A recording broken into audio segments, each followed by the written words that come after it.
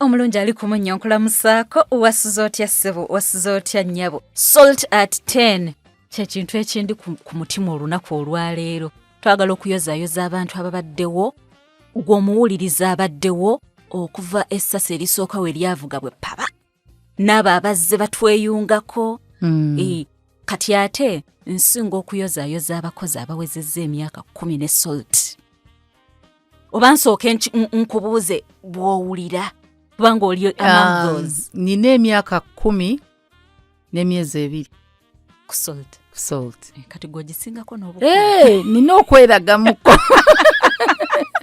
Weerage maama, weerage isoke. Salt egenda kumpewo ku 3 November. October naliwo. Okay. September naliwo. Wow. So, kati nze nina emyaka neetagayo ekirabo ekyensusso kale. Bakama bange, mwami Senkubuge. Mwami Senkubuge. Tewali naye? Mwami Senkubuge nali naye. Sirinzeka. Malala kati kangajjewo. Engeri gye sitalinzeka mbadde njagala kwegulumiza nga ndinzeka. Ekirala kye mbadde ngeno kugamba. Kati ne Vision Bearer naye wamusooka. Vision Bearer yakola mulimu gwe. Neetwebaza Mukama Katonda ate era abantu kye tulina omumanya naffe abaasookawo.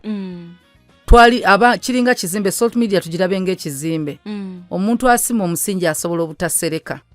Naye ate omuntu aweereza bloka z'omusingi asobola okubeerawo paka ku whole plate.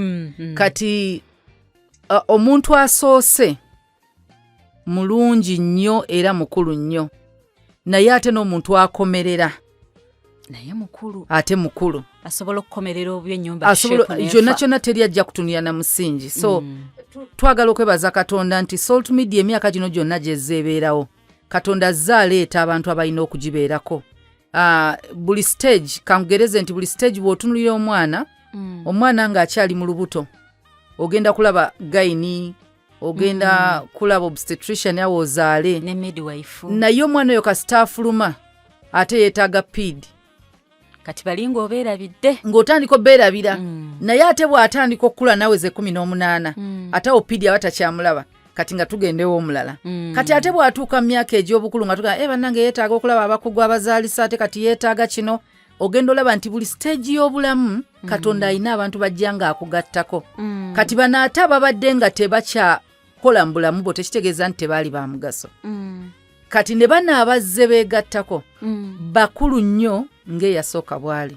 So kisa kyew'ennaku 2 kangeze ku Salt Media 5 years.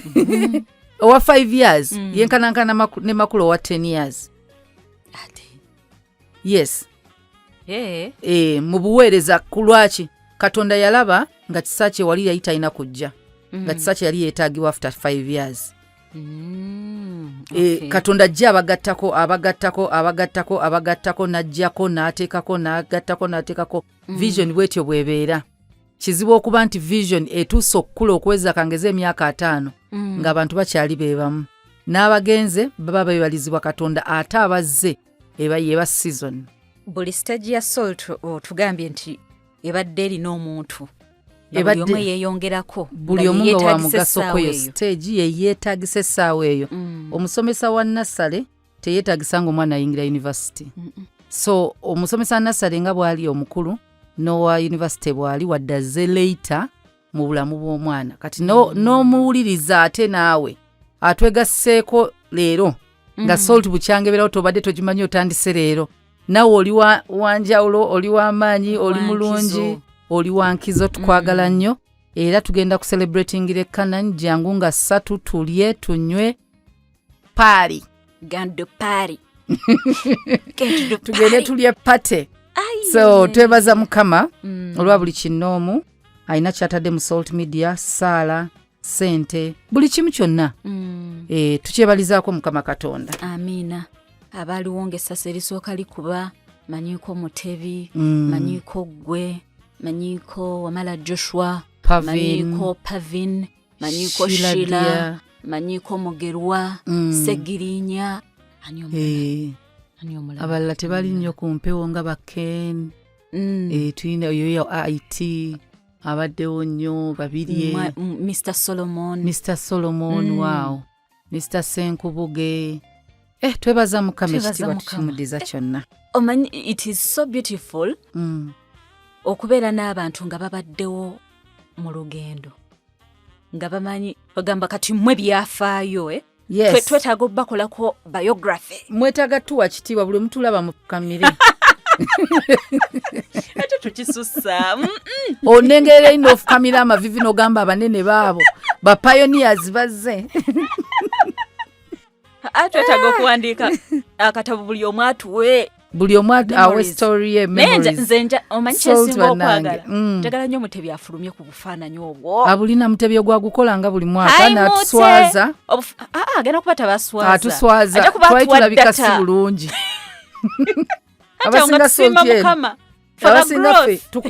tubeera mu kano kagundi kasipa akabeera ku Salt singa Salt FM teyajja ako mwe tujja tetwandibadde bulungi so twebaza Mukama Katonda era nga tusaba Mukama naawe nga bwa atuuliriza akukuze mu myaka atakulaakulanye nga Salt bwekuze wezza 10 years naye nga naye ekulaakulanye buli mwaka azeewo ekirala era nga tusaba Mukama kulaakulanye twagambye you need faith and wisdom ebintu ebiri bitambulire wamu mu kubanga okulaakulana Katonda mukkirize nti ajja kuyamba era ajja kukola ajja kugaziya ensalo buli lwoga Mukama gaziya ensalo zange kitegeeza olinawo ensalo ze eziriwo start agaziye start with what you have yes what you have is never too small singa kyali nti akatini tekavaamu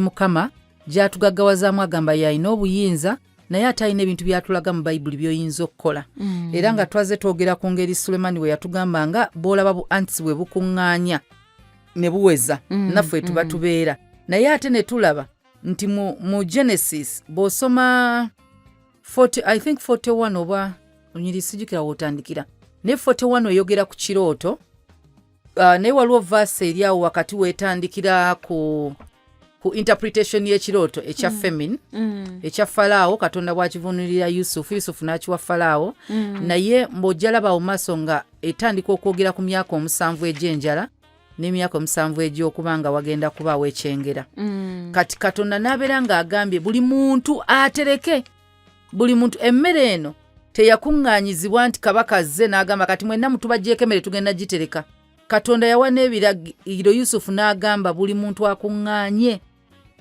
eggwanga lisobole okufuna kati obugagga bw'eggwanga uganda tesobola kuba ngagga abantu be bagagga be bamakinga uganda okuba engagga uganda terina kyeri nga tewali bantu so buli bagamba gdp buli bayogera ekintu kyonna eky'obugagga bwa uganda kirina okubeera nga population ya uganda bagagga tulina okuva mu 5% be bagagga ne tuyingira 80% nga bagagga yensi ebeera ngagga kubanga obugagga bw'ensi buva mu misolo gy'abantu mu bugagga bw'abantu tuba tusobola oyimirizaawo ensi yaffe tusobola oyimirizaawo naffe ffennyini okweyimirizaawo so tubeere nga naffe biba byagi bayibuli yogera ku byagi banizo ezo ennene ezazimbibwa nga baterekamu emmere y'emyaka 7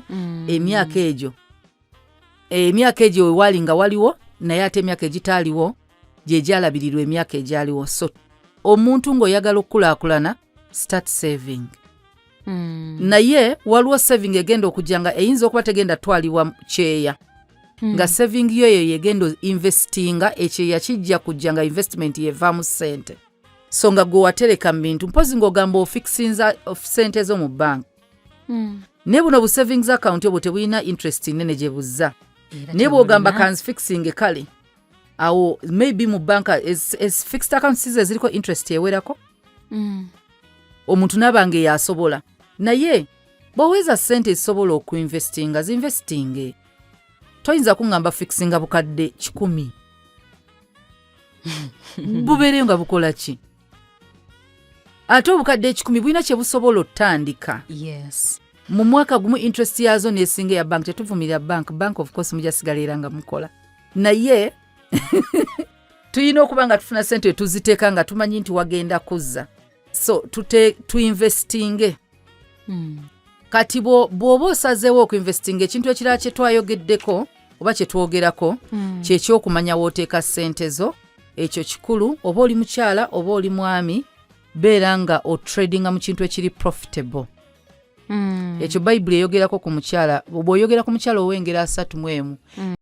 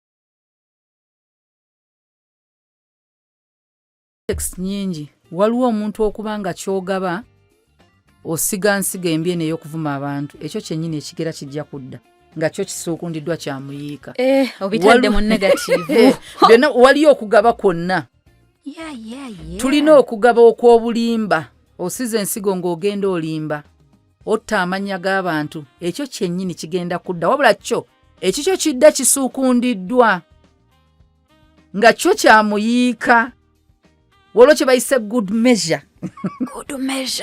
kati good measure kyekyomuyiika good measure kiba nedde ekyomuyiika teba running over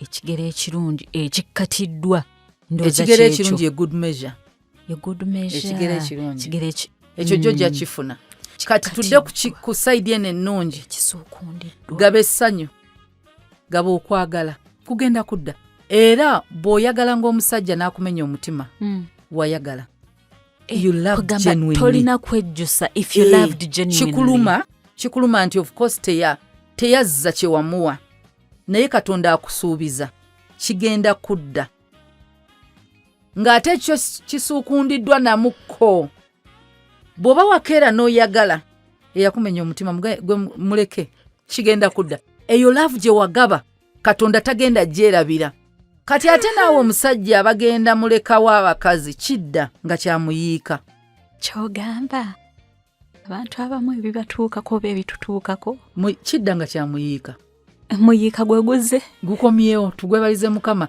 mu kifuba kyo mwennyini okiwulira no mumale gasigasiga totawaana buli kyokola omuntu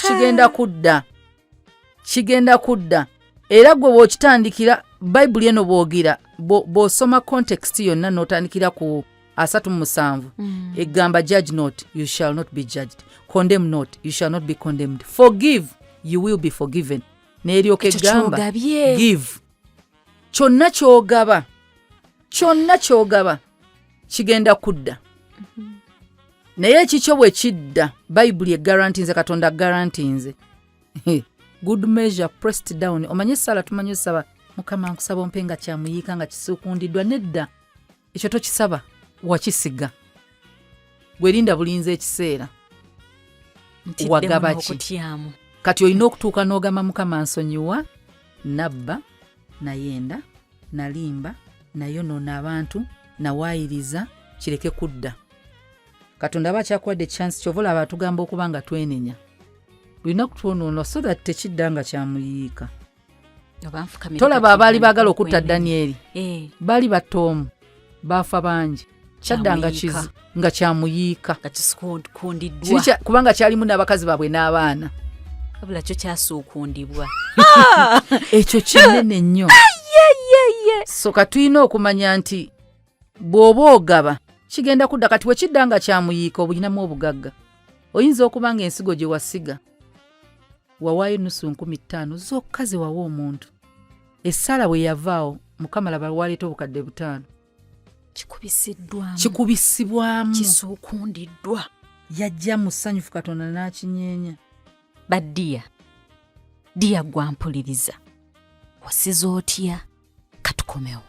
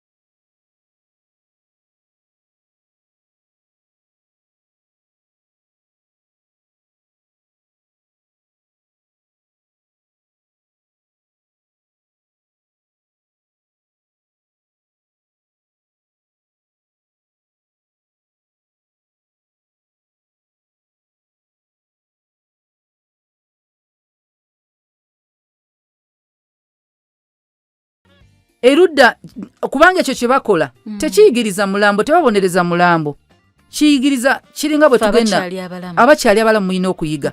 Lwaki Katonda omulambo gwe gumunoonya nga tegutegeera? Famous line ka Father Chibi. Mukolerere obulambo bwammwe. Babukolerere.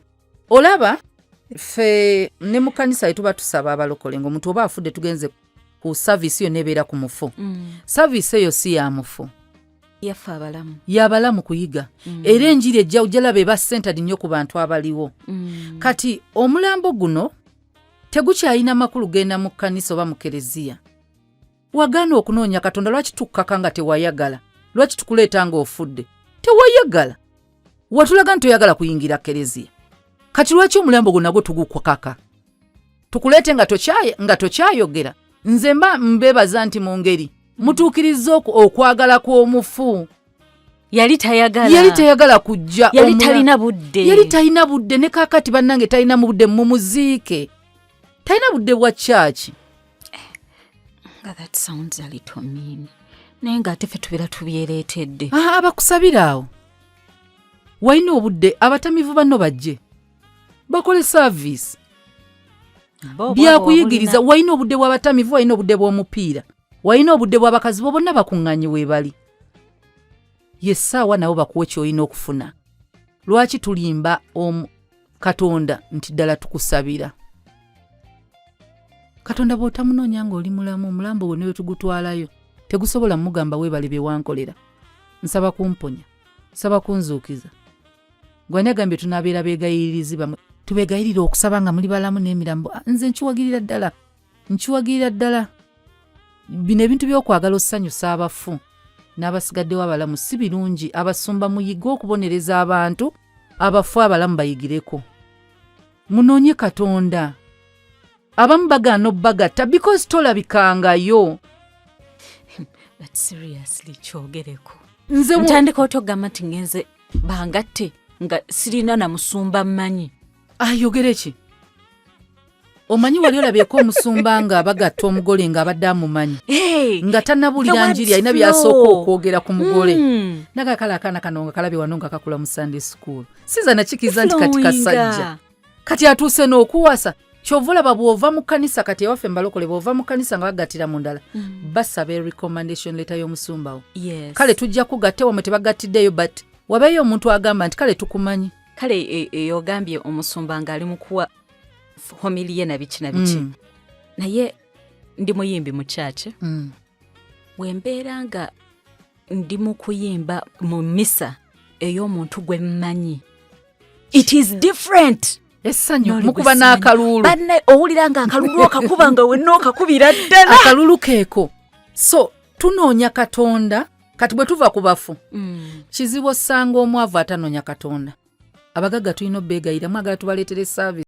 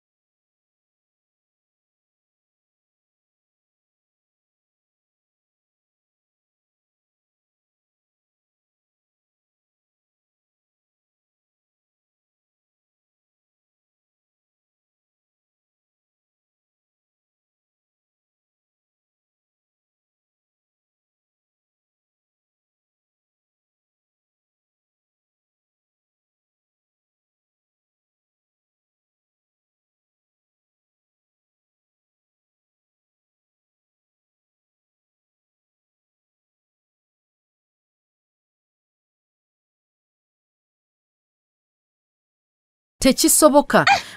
Katonda yakituwa osoma Deuteronomy chapter 8:11, beware that you do not forget the Lord your God by not keeping the commandments, his judgments, and his statutes, which I command you today, lest when you have eaten and are full, you've built beautiful houses and dwell in them, and when your herds and your flocks multiply, your silver and gold are multiplied, and all that you have is multiplied, when your heart is lifted up and you forget the Lord your God.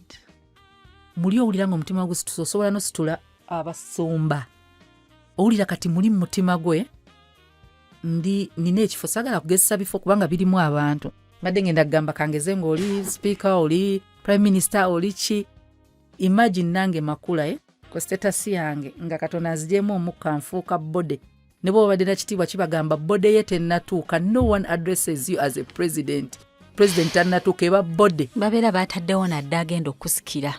Kati nga Katonda akugjemu omukka obeera nothing. Gwe n'olowooza. Bannange nategese Thanksgiving service njitadde waka kubanga nfumbye emmere. Noyita Kristi jangu sabire. Oyogedde ekintu ekyo. Nenzijukira eno statement. President. Mr. President. The president is dead. Bagamba bode omugenzi. Kati nga president yafudde. Era bagamba bode. Mr. President. The president is dead. Bwabawo omupya gwe bagamba. Already. Abadde bayisa nti kubanga walina okubeera obalina omulangirirawo nga tebannaziiko ono. Walina okuba wafuga eggwanga. It's all vanity. It's all vanity. So bw'ogaggawala gezaako obuterabira Mukama Katondawo. Lwaki? Ebyo ebintu byonna yabikuwadde. Agambye okumwerabira nga ye yakujja Misiri. Misiri eyogerwako y'embeera yonna gye wavaamu. Buli omu amanyi Misiri ye. Gwe omanyi Katonda gye yakujja. Katonda yakujja mu bwasingo, wamugamba Mukama mpa omwami, kati wafumbirwa. Omusajja tokyagenda ku kyakya nti omwami wange lwasibawo ku Sande, ate lwe nnina omufumbira, ate lwali free. Yakujja mu bwasingo, kati omugamba omwami we atutta obudde bwe. Anti luli omanyi ku Sande najjanga nga sinnafuna mirimu, kati omanyi kati nkola, ate olaba Sande eyo, kati Sande yenzibuwalira nnyo. Anti olaba kati engeri okuva we nazaala abaana bano balaba. Sunday ye family day. God's day. Anti watugamba nti obuweereza bwaffe nga tuweereza Katonda butandikira ku family omwami. Ekibuuzo ekyo kyonna kituufu. Naye obudde bwa Mukama busigalawo. Don't forget the Lord your God. Do not forget. Gwe bw'oba wagamba nti kati Sunday lwe lunaku lwokka lwensigazza mu lunaku. Esobola okuba family day ne muyingira mwenne emmotoka ne mugenda ne musaba nga muli wamu ne mudde waka ne mulya. Mutambulanga family. Emboozi muzinyumiza mu mmotoka. Awala wonna temulina budde. Era bana bakimanyi banaye ku Sunday tugenda ne mami mu mmotoka, tubeera ne daddy mu mmotoka. Gwe lwe mugenda mu ice cream mu kifo ky'ogenda ku church.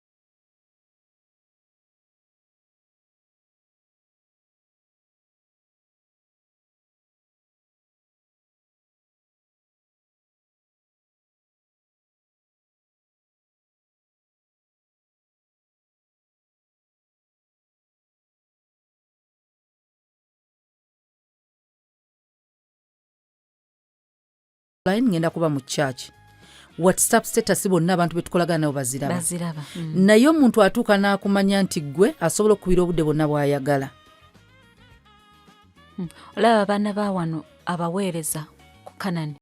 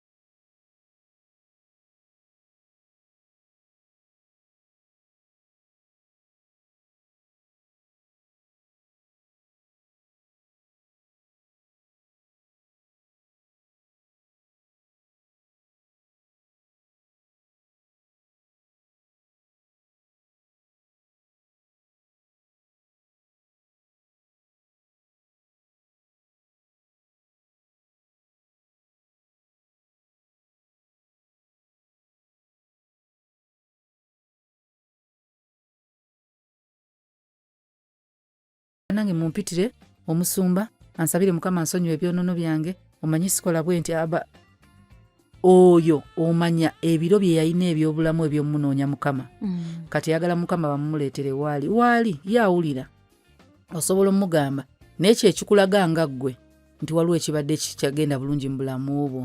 When I was growing up baatugambanga ekintu nti buli omu mu bulamu olina okubeera n'omuntu ayitibwa chaplain oba spiritual director.